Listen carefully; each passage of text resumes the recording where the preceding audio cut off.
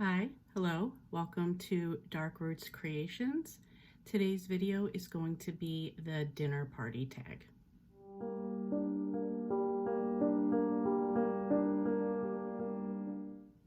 So I watched this video on Lady Jane's books a couple months back. I will link her video as well as the originator in the description box below. I thought this would be a fun tag, very original, and the questions were pretty interesting, and your answers could get even more interesting. So let's get started. Question 1. When you're at a dinner party, do you ask people what they're reading? If not, why not? Have you ever received any great recommendations at a dinner party for a new book to read? Or had an especially good bookish conversation there? I don't normally ask people what they're reading because most people I know in my regular everyday life are not big readers. I also assume most people don't read on a regular basis, which I think is sad, which is also why I love BookTube. Question 2. Which authors, living or dead, would you invite to your dinner party?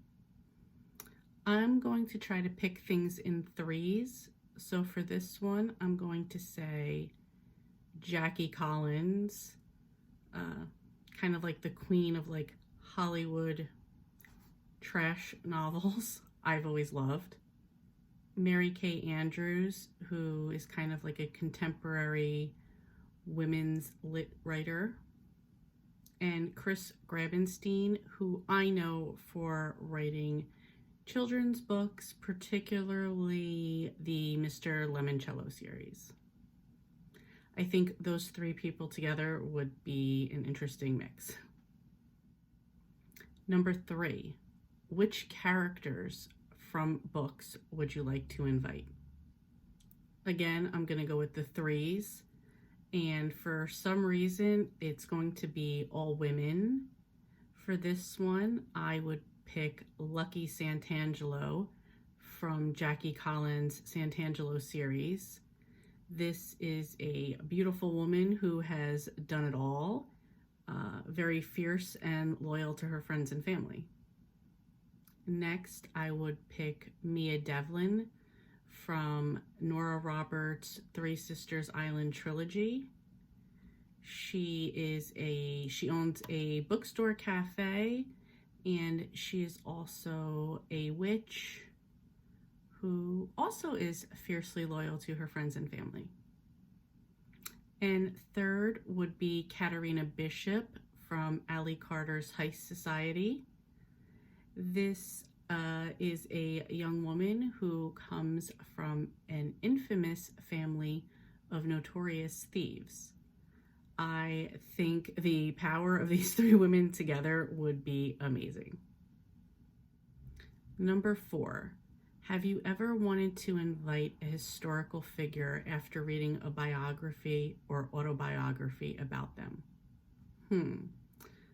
I would love to see what George Washington would think of this country today. I would be so curious about that.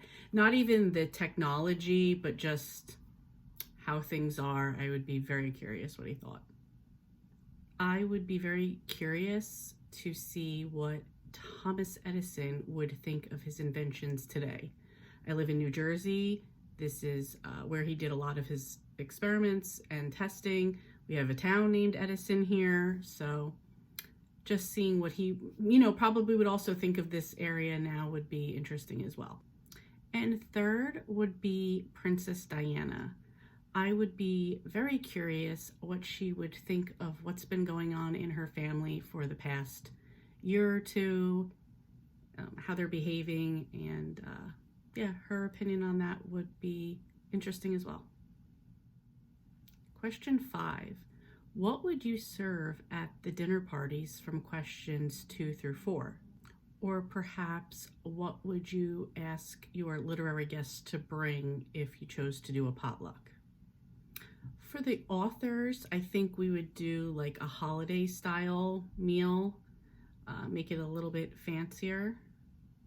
For the fictional characters, I would absolutely do a bunch of appetizers and hors d'oeuvres and lots of champagne. And for the historical figures, I would probably pick a lot of ethnic foods that they might not have had the chance to eat when they were alive. Number 6, what is your favorite meal from a book or a movie adaptation of a book? This is something I really do enjoy in books. My 2 favorites are very simple.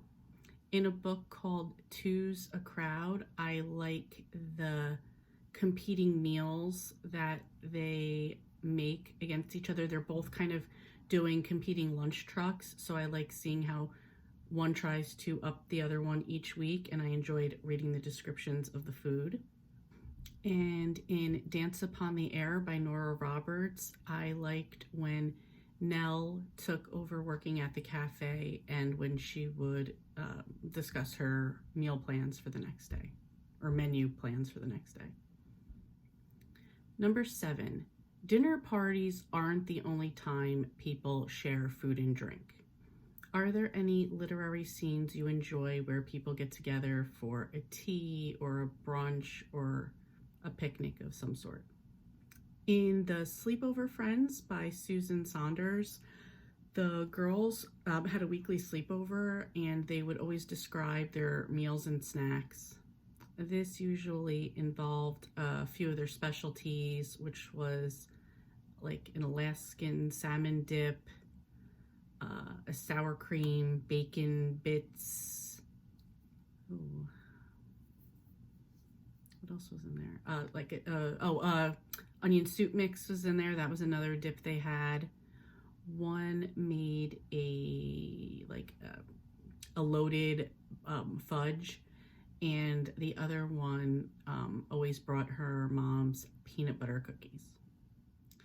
Number 8, name your favorite cringe-worthy dinner party in a book or a movie adaptation. This would be in The Unwanted Guest by Shari LaPena.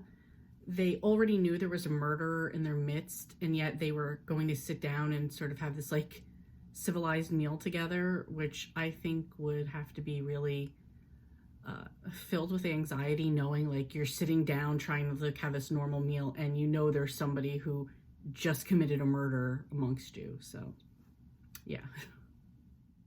Number 9, when the pandemic ends, what is the first thing you're going to bring to a dinner party or a potluck with friends? Well, I've already gotten together with people. I guess this question might have been written a while ago, and I'm not saying that the pandemic's over.